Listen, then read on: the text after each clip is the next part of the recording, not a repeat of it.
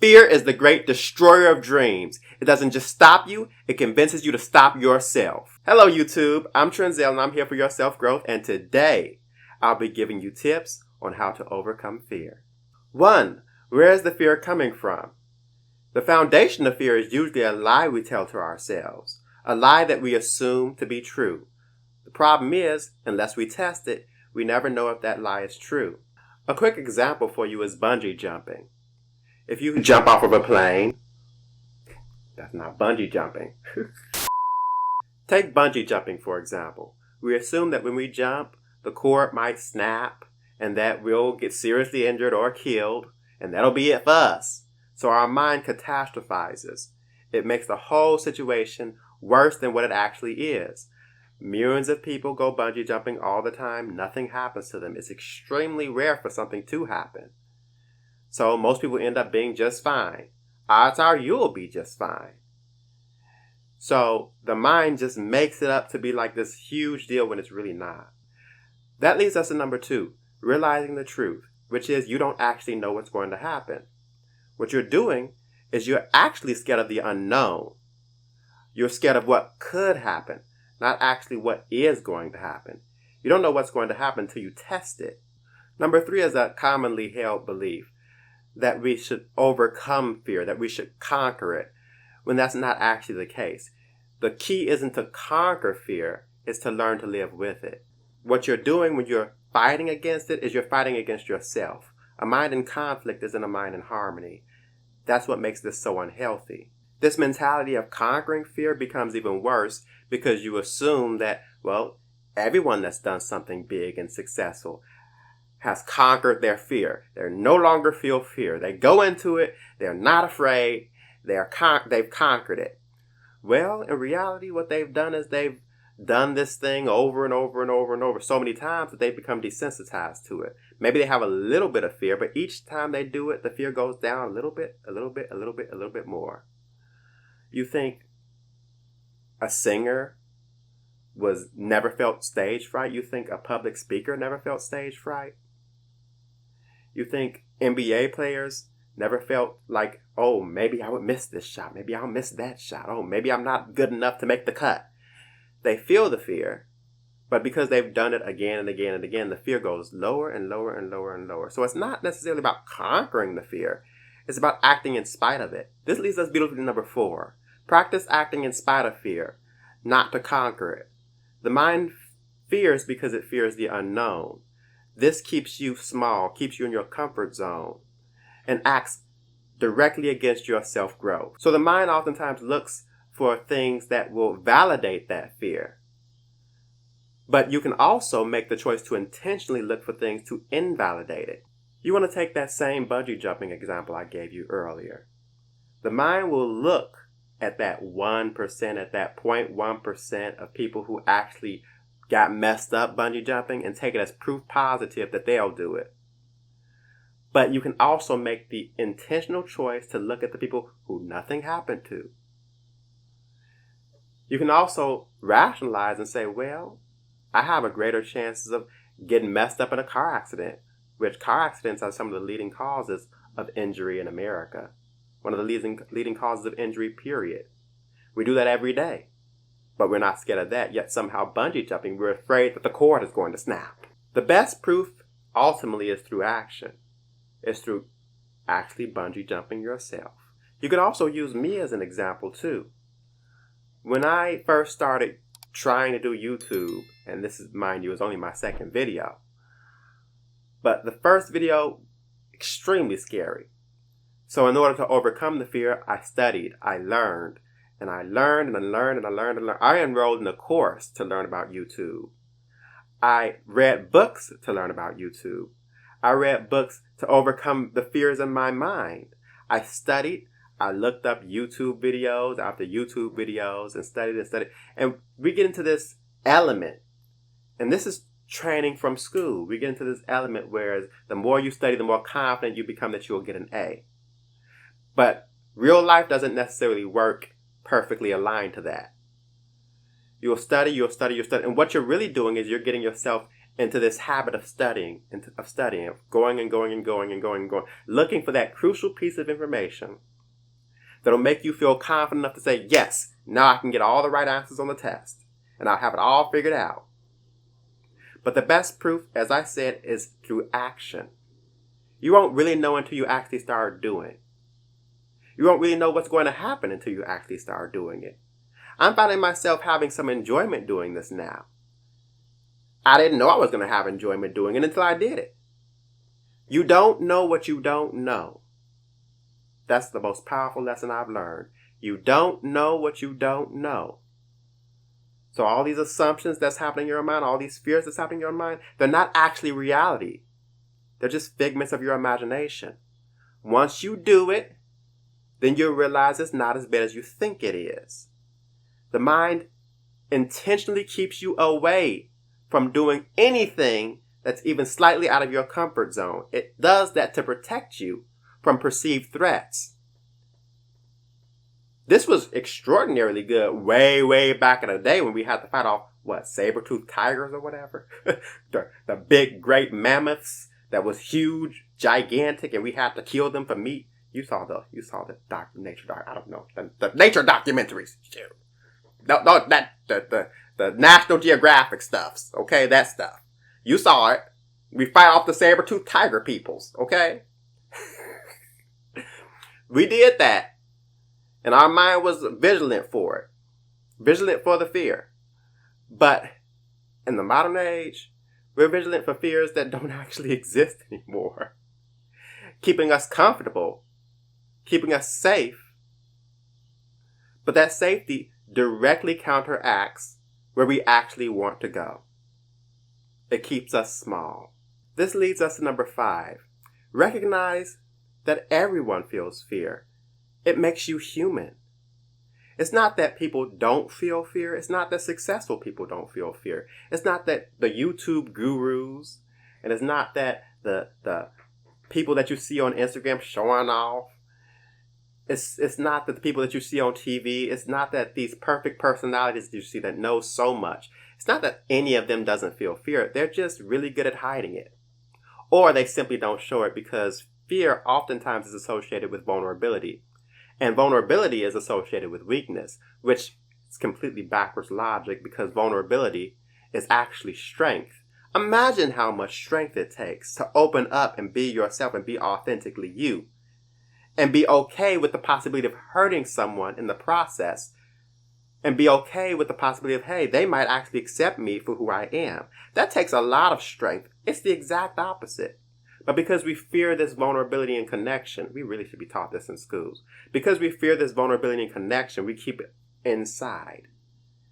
And so the consequence of that is that you look on TV, everyone's so confident. They're much more confident than me. You look on Instagram, oh, everyone's so confident. They're so much more confident than me. Oh, look at this guru. He managed to create millions of dollars in worth and all this. And I'm not doing anything like that. Look at this YouTuber. He managed to build all these subscribers and he's doing pretty good. I kind of want to do, but I haven't even managed to make a single video. What's the point of picking up a basketball when I know that I probably ain't going to get in the NBA anyway, so why bother? More lies that the mind tells you to keep you small. So these people feel fear. They're just not showing it. They're not talking about it. I want to create a space where we talk about it. But the worst fears are the ones that keep you from your dreams. Those are the worst ones. When you feel a fear that keeps you from your dreams, how do you feel? When you let that fear drive your actions, when you let that fear stop you, when you stay in your comfort zone, when you stay with what's familiar, how do you feel? Do you feel big? Do you feel small? Do you feel better about yourself when that fear is in the driver's seat? I'm willing to bet you don't. But hey, who knows? Maybe I don't know what the hell I'm talking about. Maybe I'm a fraud. Maybe no one's going to watch this video. Those are some of my fears. Ah! But I'm doing it and I'm getting just a little bit better all the time. I'm a little bit more confident in my first video. See, I'm doing it. You can do it. I believe in you. We don't encourage each other enough. And here's number 6. Accept your fears. Accept your vulnerabilities. Accept your weaknesses. Accept your mistakes. Accept them as part of who you are. A mind at war cannot be at peace. A mind at war with itself cannot be at peace. And you can accept these things without putting them in the driver's seat. Okay? Just because you accept them doesn't mean they win. No, you say, I hear you. I hear what you're saying. I accept you. I embrace you. I love you. Thank you for making me see this that way, for making me feel that this way.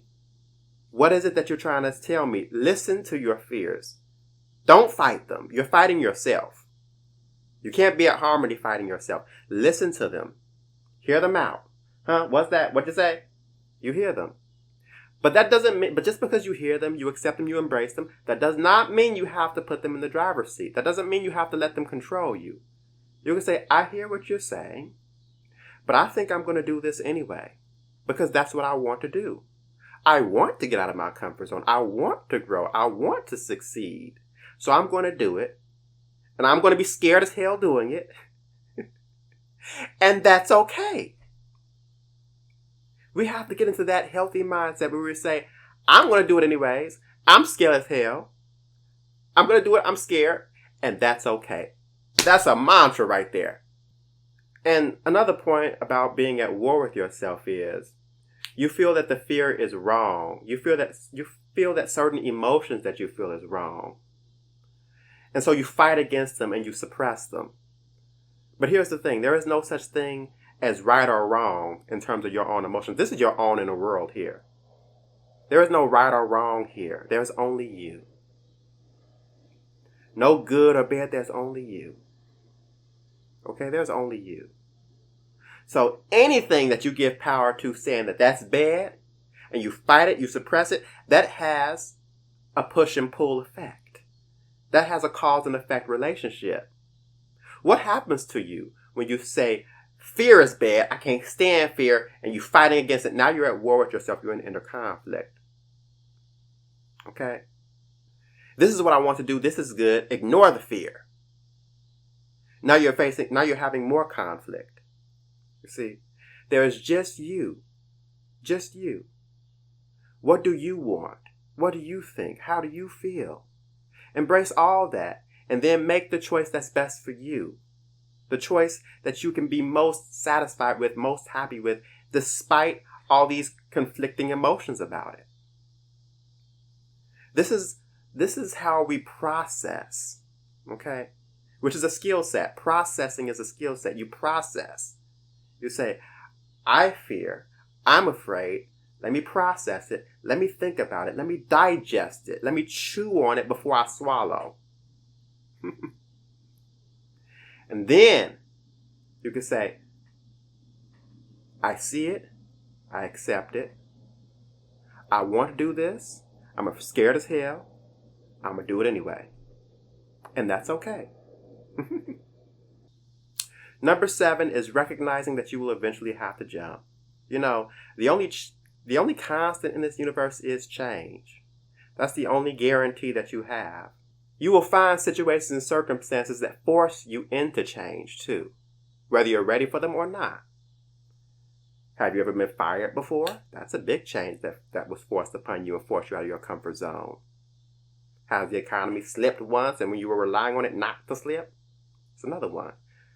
Did you ever get into a relationship and then he broke up with you? Did you ever accidentally get pregnant or become pregnant or get somebody else pregnant? You weren't expecting that. Pushed you out of your comfort zone. Did you ever find yourself with some sort of disease or infection or sickness? Maybe you have big plans that weekend. Now you're out of your comfort zone again. Now you're not sure what the hell to do. That's change. The only question is whether you're going to make change that works in your favor or works against you. By staying in your comfort zone, it's a choice of not doing either, which is stagnation, which ultimately leads to regression. Change is inevitable, so why not work toward change that benefits you? Ultimately, number 7's point is, you cannot become who you're meant to be by staying the person you are now. And that's such a key point. That's number 8 right there. See how I did that? See how I worked that in? See how I'm a skilled YouTuber person now that I work stuff into numbers? See how I expertly plan stuff out when I don't know what the hell I'm doing? Number 8. 4. You can't become who you're meant to be by staying where you are, by staying the person you are now. Change is the only constant. The person you are now will have to die for the new you, for the future you, for the better version of you. Give yourself a software update. The ironic thing about fear is that it keeps you where you're most comfortable. But the problem is we only grow through discomfort.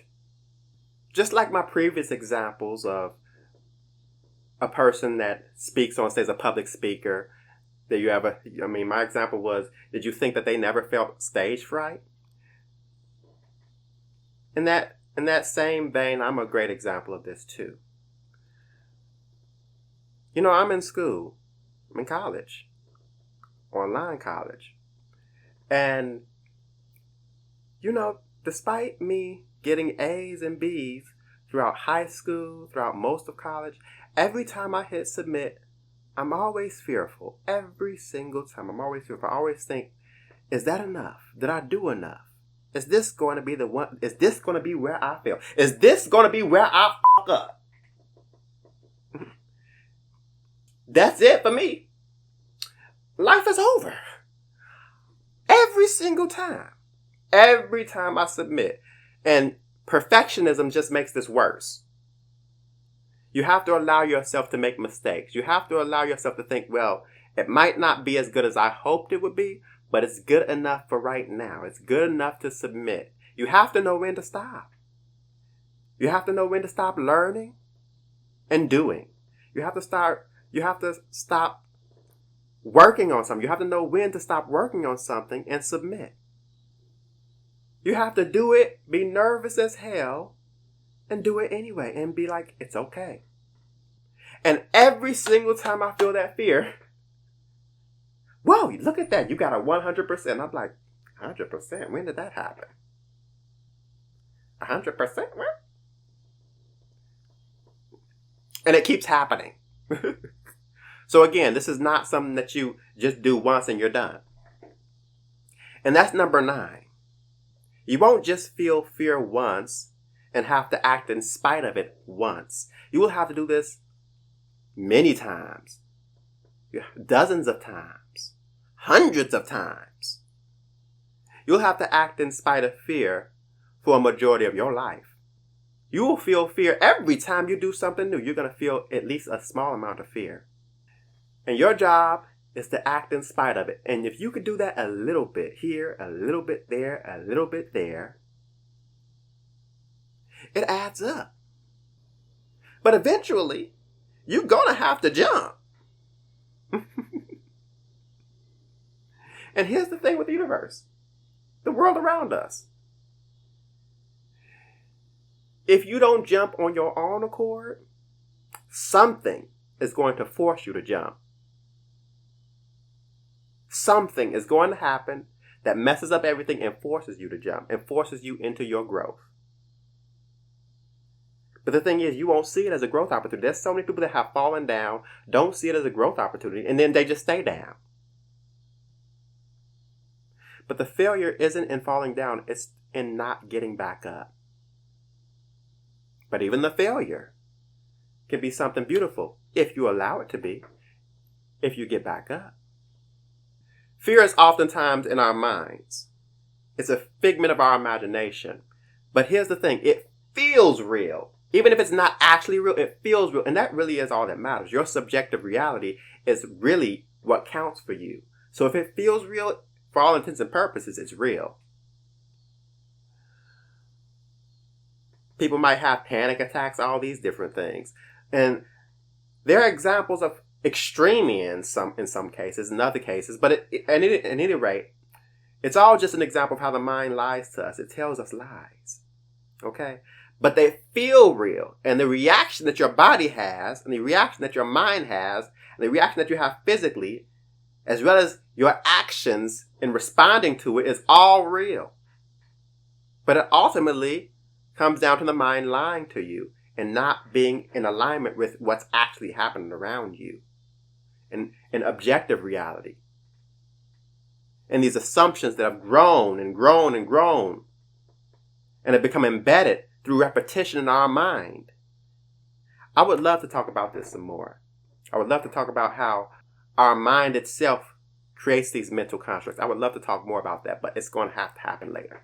It's going to have to happen in the future video. This video was a lot more serious than the other videos because I feel seriousness about the stuffs, about fear, because I'm scared. I was scared. I'm a scared cat. I don't care. You can tell your people I'm scared. I don't care. You can tell them I'm a scared cat. I'm scared. And everything's still a disaster. I look around and everything's a disaster. This is an authenticity channel, Trenzel. You a disaster? That's fine. You can show your disaster. This was a serious video, but I'm trying not to be so serious. Nobody's gonna watch this. That's okay. That's okay. See, again, more fears. But you act in spite of them. Okay? So, I still don't got an outro. That's unfortunate. That's too bad. He don't got no outro. What he gonna do? Bye!